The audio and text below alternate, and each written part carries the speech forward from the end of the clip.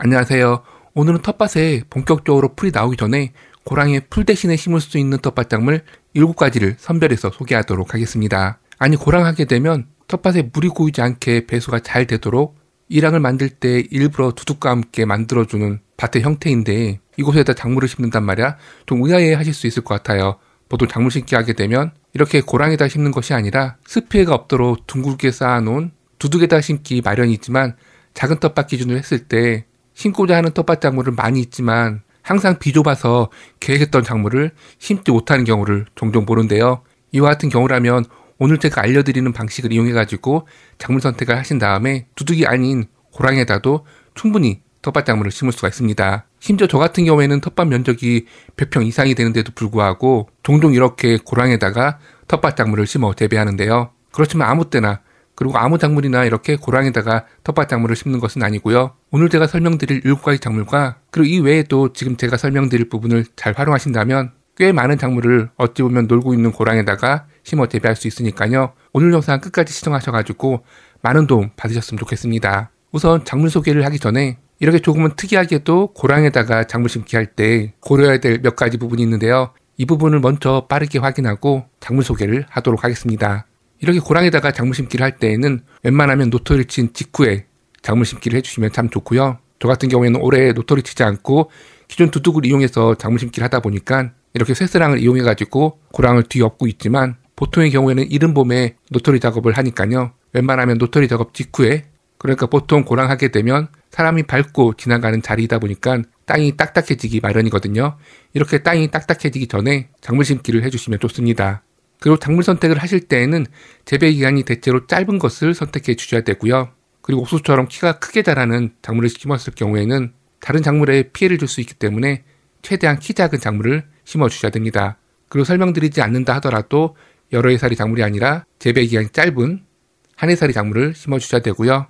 그리고 비싼 모종을 구입해서 심어주기보다는 고랑에 심어 재배하다 보니까 실패 확률도 두둑에 심는 것보다 높기 때문에 비싼 모종을 심기보다는 씨앗파종을 더 추천드립니다. 그리고 시기로 본다면 가장 좋은 시기는 이른 봄에 고랑을 활용해 주시면 참 좋고요. 그리고 7월달인 장마 기간 같은 경우에는 비가 많이 오기 때문에 고랑에다가 절대 작물을 심으면 안 되고요. 그리고 8월달 같은 경우에도 소나기가 워낙 많다 보니까 씨앗을 파종하고 이후에 소나기가 한 차례 오게 되면 씨앗이 모두 유실되기 때문에 가을의 경우라면 9월달 정도에 이렇게 고랑을 활용해 주는 것도 한 가지 방법입니다. 그러면 본격적으로 고랑에 풀 대신에 심을 수 있는 텃밭 작물 7가지를 소개하도록 하겠습니다.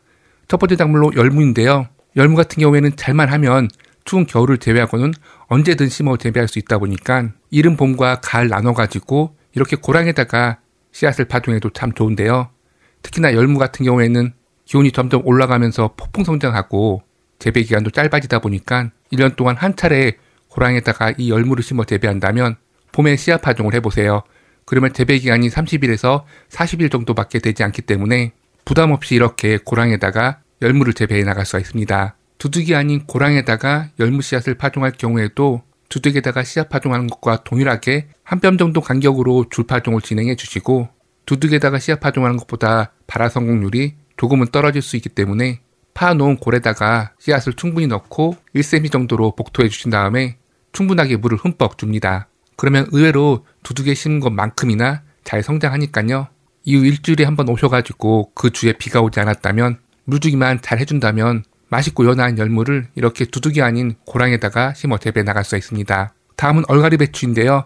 열무와 함께 항상 소개하는 작물이죠. 심는 시기도 비슷하고 재배 기간도 거의 동일하기 때문에 같은 날 씨앗 파종해가지고 같은 날 수확 진행해도 크게 문제가 되지 않고요. 심지어는 열무김치 담글 때 함께 이렇게 얼갈이 배추를 넣어가지고 김치를 담그셔도 전혀 문제될 것이 없다 보니까 저 같은 경우에 항상 이렇게 열무를 소개할 때 또는 얼갈이 배추를 소개할 때 열무를 함께 소개하고 있습니다. 심지어는 심는 방법도 동일하기 때문에 방금 전에 알려드렸던 열무 심는 방법과 동일하게 심어주시고 물관리도 동일하게 해주시면 됩니다. 열무와 얼갈이 배추, 사실 줄 파종한 이후에 2차례 정도 소금 수확해가지고 열무와 얼갈이 배추를 큼직하게 성장시키는 것이 일반적인데, 텃밭 기준으로 했을 때에는 이렇게 큼직한 열무를 키우기보다는 소금 수확을 하지 마시고 그냥 씨앗 파종한 이후에 방임으로 키워보세요. 그러면 마트표 열무나 얼갈이 배추와는 달리 크기는 좀 작지만 더 연하고 식감 좋은 열무김치를 담글 수 있으니까요. 조금은 쉽게 이 열무와 얼갈배추를 방임으로 키워 재배해 보셨으면 좋겠습니다. 다음 작물은 3가지 작물을 함께 소개해 드릴게요. 바로 상추와 치커리, 양상추입니다. 이 상추와 치커리, 양상추 또한 재배 기간이 거의 동일한 것은 물론이고 심는 시기와 수확 시기가 거의 동일하기 때문에 함께 씨앗이나 모종으로 심어주시면 참 좋거든요. 그렇지만 제가 서두에 말씀드렸듯이 이 3가지 작물 모종 정식도 물론 가능하지만 웬만하면 씨앗 파종을 해주셨으면 좋겠고요. 특히나 이렇게 이른 봄에 씨앗 파종할 경우라면 줄 파종을 하기보다는 고랑에다가 흩어뿌림을 한번 진행해 보세요. 그리고 이때 씨앗을 아끼지 마시고 좀 넉넉하게 씨앗 파종하게 되면 어찌 보면 활용하지 못하는 고랑에서 정말 많은 양의 상추와 치커리, 양상추를 수확해 드실 수가 있습니다. 이렇게 흩어뿌림 했을 경우에는 모종 심기 했을 때와는 다르게 소금 수확을 몇 차례 진행해 주셔야 돼요. 그리고 이후에 재식거리가 많이 확보됐다면 이때부터는 우리가 잘 알고 있듯이 하단 잎부터 상추와 치커리 그리고 양상추를 수확해 드실 수가 있는데요. 물론 양상추 같은 경우에는 포기채에 수확해 먹는 그런 포기상추이지만 마치 잎상추처럼 수확 진행해도 크게 문제되지 않거든요.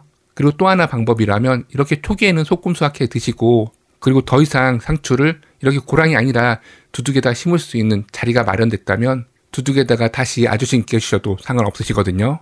특히나 가을에 이와 같은 방법으로 상추를 재배한다면 월동시켜가지고 이듬해 봄에 마치 모종처럼 활용할 수도 있으니까요. 다양한 방법으로 이 상추와 치커리, 양상추를 재배해 보셨으면 좋겠습니다. 그리고 이 3가지 작물 같은 경우에는 오늘 설명드린 7가지 작물 중에서도 가장 병충해가 없는 작물들이거든요. 그렇기 때문에 오늘 소개해드린 7가지 작물 중에서 나는 농약을 치지 않고선 유기농으로 재배하고 싶다라고 한다면 이 3가지 작물을 선택해 주시면 됩니다. 다음 작물은 쑥갓인데요. 사실 쑥갓 또한 상추와 치커리, 양상추 흩어뿌림 하실 때 함께 씨앗을 흩어뿌림 해주셔도 상관이 없지만 이렇게 나눠서 설명드리는 이유라면 쑥갓 같은 경우에는 잘만 하면 겹순을 받아가지고 지속적으로 수확 진행할 수 있는데 이와 같이 겹순을 받아서 수확 진행할 경우라면 흩어뿌림을 하기보다는 줄파종을 하는 것이 더 좋거든요. 특히나 이렇게 가을에 쑥갓을 파종할 경우라면 더 많은 겹순을 받아가지고 꽤 오랫동안 수확 진행할 수 있다 보니까 웬만하면 흩어뿌림보다는 줄파종을 좀 더 추천드립니다. 그렇지만 두둑이 아니라 고랑의 씨앗 파종에서 잠시 재배하는 경우라면 상추와 치커리, 양상추와 함께 씨앗 파종해도 크게 문제되지 않으니까요. 혹시라도 나눠가지고 심는 것이 조금 부담스럽다면 함께 흩어뿌림 하셔가지고 소금 수확 진행하시면서 재식거리를 확보하는 것도 한 가지 방법입니다. 쑥갓 또한 병충해가 많지 않은 작물인 것은 물론이고 추위에도 매우 강하기 때문에 중부지역 기준으로 했을 때 잘만 하면 월동까지도 가능한 작물 중에 하나이거든요. 그렇지만 상추보다는 추위에 조금 약하다 보니까 저 같은 경우는 매해 쑥갓은 포기하고 상추와 치커리 정도만 월동해서 재배하고 있는 편입니다. 다음은 겨자채인데요. 겨자채 하게 되면 적겨자와 청겨자가 있는데 적겨자채를 참 많이 심어 재배하시죠. 사실 맛은 거의 동일하지만 색깔의 차이가 있고 그리고 적겨자가 더 많이 모종으로 판매되다 보니까 적겨자가 조금 더 익숙한 것 같습니다. 겨자채 또한 상추와 치커리, 양상추 그리고 쑥갓과 함께 씨앗 파종을 함께 진행해도 크게 문제가 되지 않는데도 불구하고 이렇게 나눠서 설명드리는 이유라면 방금 전 소개해드렸던 4가지 쌈채소 같은 경우에는 병충해가 거의 없는 것이 특징이지만 이 겨자채 같은 경우에는 날이 풀리면서 벼룩이벌레 피해가 상당한 것이 특징이거든요. 그렇기 때문에 아주 이른 봄에 씨앗 파종하거나 모종을 심지 않았다면 꼭 친환경 농약이나 일반 농약을 방지하면서 재배 진행해야 되는 작물이기 때문에 이렇게 분리해서 설명드리고 있습니다. 그렇지만 사실 일반 농약이 아니라 친환경 농자재를 이용해서 이와 같은 작물을 재배 진행한다면 상추와 치커리, 양상추와 쑥갓, 겨자채를 함께 씨앗 파종하고 키워나가는 것도 한 가지 방법일 수 있어요. 사실 저 같은 경우 이와 같은 방법을 선택하는 경우가 더 많은 것 같은데요.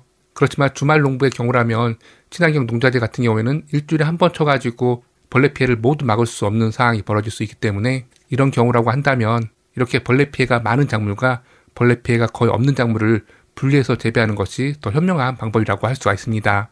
이렇게 해서 오늘은 충분히 활용할 수 있는 고랑에 심을 수 있는 텃밭작물 7가지를 소개해드렸어요. 이 작물뿐만 아니라 제가 서두에 이렇게 고랑에 심을 수 있는 작물을 선택할 때 고려해야 될 점들을 설명드렸는데요. 이 점을 감안하셔가지고 오늘 설명드린 7가지 작물이 아니더라도 충분히 심을 수 있는 작물이 있을 수 있으니까요. 혹시라도 텃밭이 매우 작아가지고 항상 많은 작물을 심어 재배하지 못했다면 이와 같은 방법을 이용하셔가지고 올해는 텃밭을 더 풍성하게 더 많은 작물을 심어 보셨으면 좋겠습니다. 감사합니다.